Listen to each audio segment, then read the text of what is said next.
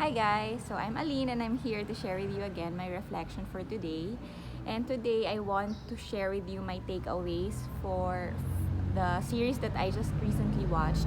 It's 18 again and I watched it from Netflix. It's a Korean drama series.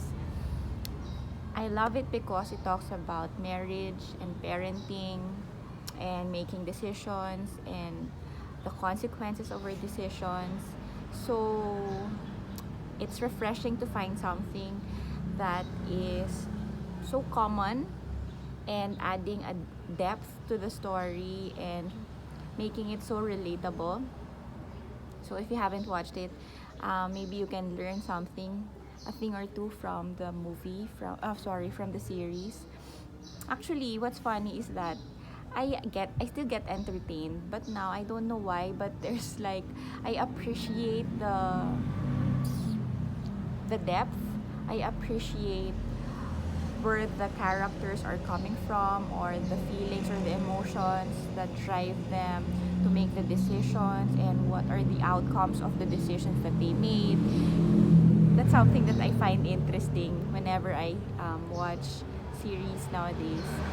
So the theme of the movie revolves around sacrifice and um, regret, and that regret can sometimes weigh a person down and make him miss to appreciate what he has until what he has gets taken away from him. So in the last part he mentioned that the decisions that he makes, those sacrifices that he makes, sometimes it can lead to regret. It can make you regret why you made that specific decision, why you made that action, why you had to sacrifice something like that.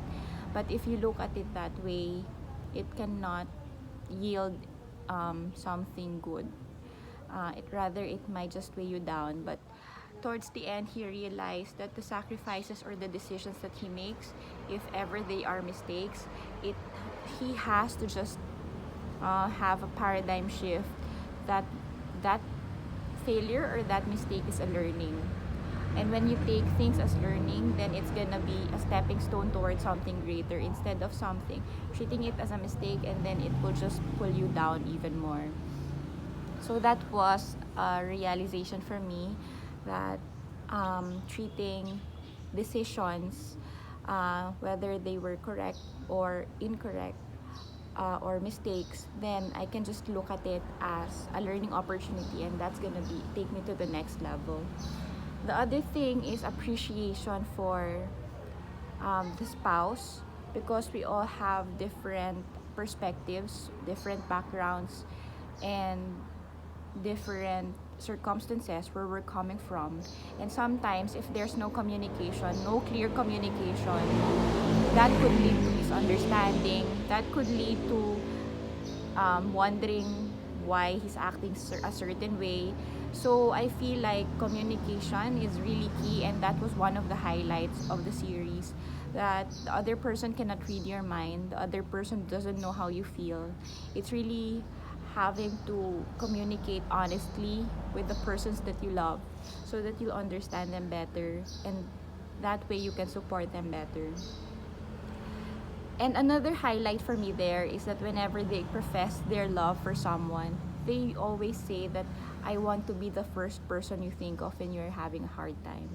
So for me, it speaks about being there when times are hard. Love is not about having fun, enjoying things. It's not just that.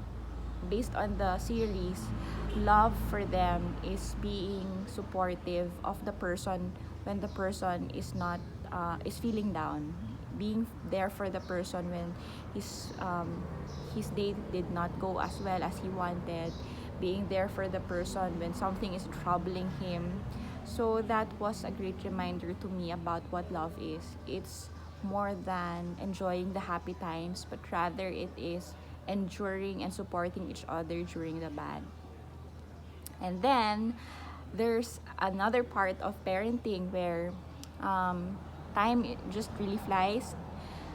Mateo's now 4 years old and Ali is now 2 years old, and this is the time where I think they're the cutest. They are just so adorable, but of course, I think every parent will tell you that they are not adorable at all times. There are moments when you get mad at them. There are moments when you see that they're not following you and it gets frustrating. There are times when it gets exhausting to take care of them. But because of the series, I got reminded that time really flies, and um, the approach towards the people that we love, like our children, must always come from a place of love, because the tendency of the parent is to just blurt it out, and if the children are not listening, to nag them, to scold them, to be angry at them. But I'm trying to learn also how to be a better communicator to my kids. I would like to guide them instead of just being angry and imposing. Instead of being imposing and authoritarian, I would like to be more supportive. I would like to be more of a guide than being yeah, just imposing and not letting them understand where I'm coming from. And I also I also want to honor who they are, not really impose what I think is right, but rather to understand why they're doing some things that us adults would not want them to do. So I'm trying to be more patient, more understanding, and it's a journey that I'm not sure what it will take or how to go about it, but I just take it a day, a moment at a time. Like, I catch myself whenever I get mad. I say sorry to my kids for the times that I get mad at them. So I think that's one step of being understanding and forgiving about myself, forgiving of myself and forgiving them for something that might upset me. And I feel like parents can also ask for forgiveness for kids, from their children. Sometimes we neglect that, thinking that we're the adult, we're the parent. Why should I ask forgiveness? But before we sleep at night, we try to review what happened in the day, and if I felt like I got mad at him and I am frustrated or disappointed with myself for getting mad, I say sorry to my baby, to my kids, and I also forgive myself, so that it's not gonna be carried on to the next day. So it's just a form of release. I feel good after saying it. I feel that they understand what I'm saying. Even if they're kids, I think they understand. And yeah, so that is confronting or communicating with my kids, to be more gentle with them when I am correcting them, to be gentle with them as I am guiding them, instead of constant nagging and anger. So yeah, those are my takeaways from 18 again. I am allowing myself to watch Netflix Korean dramas. Before, I felt like watching TV is a waste of time, um, because some people told me that you need to be using your time effectively. You should always be, yeah, it's like it's not a good use of time. But I feel like it's my decompression for the day. It frees my mind. But at the same time, I'm entertained.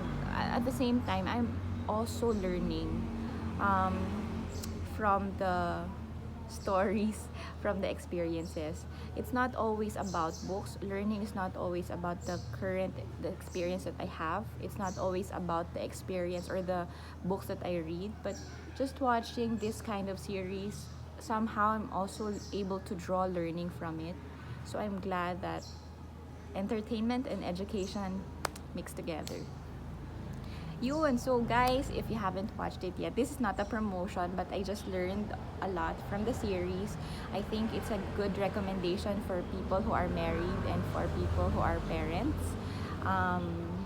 It might give you renewed appreciation for your partner. It might give you renewed appreciation about your kids, and just or see something or patterns, see patterns in your current situation, and how maybe you can just improve little about it by simply learning from others' stories. So yeah, that's my reflection for today. Thank you for watching, and if you like the stories and the videos that I make, I hope you can like and subscribe in my Facebook in my YouTube channel. Thank you everyone. Have a great Sunday. Bye.